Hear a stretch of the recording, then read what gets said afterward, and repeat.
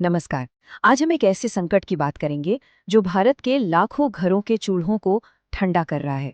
ये है एलपीजी का संकट और हम इसके पीछे की उस सच्चाई को जानेंगे जो शायद आपको बताई नहीं जा रही है। चलिए शुरू करते हैं एक कहानी से। तारीख थी 13 मार्च 2026। जगह पंजाब का बरनाला जिला। एक 66 साल के आदमी भूषण कुमार मित्तल सुबह से ही धूप में एक सिलेंडर के लिए लाइन में लगे हुए थे। घंटे बीतते गए और फिर हुआ ये कि कार्डियक अरेस्ट से लाइन में खड़े खड़े ही उनकी मौत हो गई। और जिस दिन भूषण कुमार की मौत हुई उसी दिन एक बहुत ही अजीब चीज हो रही थी। सोशल मीडिया पर हजारों लोग अचानक एक ही मैसेज पोस्ट करने लगे। मेरा सिलेंडर 11:45 पर बुक हुआ और 12:30 बजे डिलीवर हो गया। कोई कमी नहीं है। सोचिए, एक ही स्क्रिप्ट, एक ही टाइमिंग, जमीन पर हताशा और ऑनलाइन एक अजीब सा कैंपेन। तो यहीं पर एक बहुत बड़ा सवाल खड़ा होता है। अगर सरकार कह रही है कि कोई कमी नहीं है, तो फिर असलियत क्या है?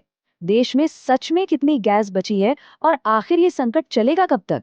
चलिए इन्हीं सवालों के जवाब ढूंढते हैं।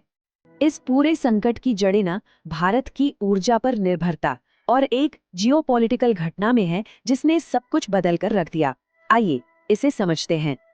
देखिए, भारत में हर साल करीब करीब 3.1 करोड़ मीट्रिक टन एलपीजी की खपत होती है और इसका एक बहुत बड़ा हिस्सा मतलब 60% देश के बाहर से आता है। हम अपनी रसोई गैस के लिए इंपोर्ट पर बहुत ज्यादा निर्भर हैं। और ये निर्भरता और भी ज्यादा रिस्की तब हो जाती है जब हम ये देखते हैं कि इस 60% इंपोर्ट का भी 90% हिस्सा सिर्फ एक ही रास्ते से आता है। जी हाँ, एक अकेला संकरा समुद्री रास्ता जो हमारी एनर्जी सिक्योरिटी की लाइफलाइन है। ये रास्ता है स्ट्रेट ऑफ हॉर्मुज। ईरान के साथ जैसे ही युद्ध शुरू हुआ, इस रास्ते को बंद कर दिया गया और बस एक झटके में भारत की आधी से ज्यादा एलपीजी सप्लाई कट हो गई। यहीं से इस पूरे संकट की शुरुआत हुई। सप्लाई कट का ये एक फैसला और इसका असर पूरे देश में एक डोमिनो इफेक्ट की तरह महसूस किया गया, जिससे एक के बाद एक समस्याएं खड़ी होती चली गईं। इसका असर फौरन और हर जगह दिखा। उत्तर प्रदेश से लेकर पुणे तक हर शहर में लोग एक एक सिलेंडर के लिए घंटों लाइनों में खड़े थे। ऑनलाइन बुकिंग सिस्टम तक क्रैश हो गए। लखनऊ में तो एक आदमी हताश होकर एलपीजी से भरे ट्रक के नीचे ही लेट गया। हालत ये थी कि 20 से 30% रेस्टोरेंट बंद हो गए। और जब ऐसी घबराहट होती है तो क्या होता है? कालाबाजारी।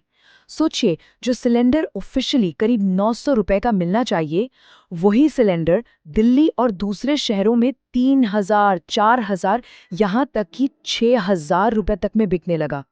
मतलब 6 गुना ज्यादा कीमत पर। इसका आर्थिक असर भी बहुत बड़ा था। रेस्टोरेंट्स बंद होने की वजह से स्विगी और जोमेटो जैसे फूड डिलीवरी प्लेटफॉर्म्स पर ऑर्डर्स में 50 से 60% की भारी गिरावट आ गई। सिचुएशन इतनी खराब हो गई कि कानून व्यवस्था की भी धज्जियां उड़ गईं। उत्तर प्रदेश के महाराजगंज में तो चोर एक ही एजेंसी से 76 से ज्यादा सिलेंडर चुरा कर ले गए। अब आते हैं इस कहानी के सबसे हैरान करने वाले हिस्से पर। सरकार जो कह रही है और जो कर रही है, उसके बीच का गहरा अंतर। 12 मार्च को पेट्रोलियम मंत्री ने संसद में बयान दिया कि घरेलू एलपीजी की सप्लाई पूरी तरह सुरक्षित है, कोई कमी नहीं है और ये सब जो हो रहा है वो सिर्फ पैनिक बाइंग की वजह से है। लेकिन सरकार के ही एक्शन कुछ और ही कहानी बता रहे थे। जरा टाइमलाइन देखें। 7 मार्च को दाम बढ़ा दिए गए, 8 मार्च को एलपीजी कंट्रोल ऑर्डर आ गया, फिर 9 मार्च को कमर्शियल सप्लाई पर लिमिट लगा दी गई और 14 मार्च को तो ये तक कह दिया गया कि जिनके घर पीएनजी है वो एलपीजी बुक नहीं कर सकते। ये सारे कदम तो एक ही तरफ इशारा कर रहे थे कि संकट बढ़ रहा है। तो सवाल तो सीधा है, अगर सच में कोई कमी नहीं है तो फिर सरकार को राशनिंग करने और कीमतें बढ़ाने जैसे इमरजेंसी कदम उठाने की जरूरत क्यों पड़ रही है? कचनी और करनी में ये जो फर्क है, यही इस संकट का सेंटर पॉइंट है। और इस विरोधाभास के पीछे की चौंकाने वाली सच्चाई ये है, भारत के पास एलपीजी का कोई स्ट्रेटेजिक रिजर्व है ही नहीं। हमारे पास पूरे देश के लिए 48 घंटे से भी कम का इमरजेंसी स्टॉक था। मतलब जैसे ही सप्लाई लाइन बंद हुई, हमारे पास कोई बफर ही नहीं था। तो अब सबसे जरूरी सवाल, आगे क्या होगा? आखिर ये संकट खत्म कब होगा? देखिए, समाधान के रास्ते तो कई हैं, लेकिन कोई भी आसान नहीं है। युद्ध विराम तो जल्द होता दिख नहीं रहा।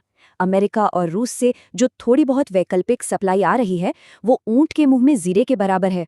और ईरान अभी भी भारतीय जहाज़ों को आसानी से रास्ता नहीं दे रहा। हर एक शिप के लिए अलग से नेगोशिएट करना पड़ रहा है।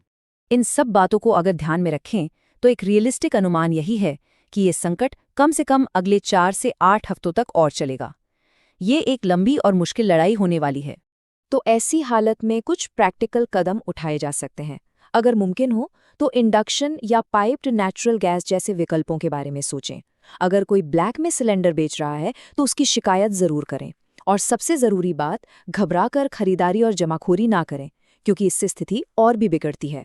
चलिए अब इस पूरी बातचीत के अंत में जरा आंकड़ों और जियोपॉलिटिक्स से आगे बढ़कर इस संकट की असली कीमत को समझते हैं।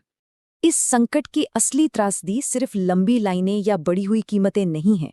असली त्रासदी ये है कि इसने हमारी सालों की सामाजिक प्रगति को उलट कर रख दिया है। सोचिए उस महिला के बारे में जो सालों की मेहनत के बाद चूल्हे के धुएं से बाहर निकली थी, जिसके घर में पहली बार गैस सिलेंडर आया था। आज वो वापस मिट्टी के चूल्हे पर खाना पकाने को मजबूर है। यही इस संकट की सबसे बड़ी और दुखद कीमत है, और ये हमें सोचने पर मजबूर करता है कि इस नाकामी का असली जिम्मेदार आखिर कौन है।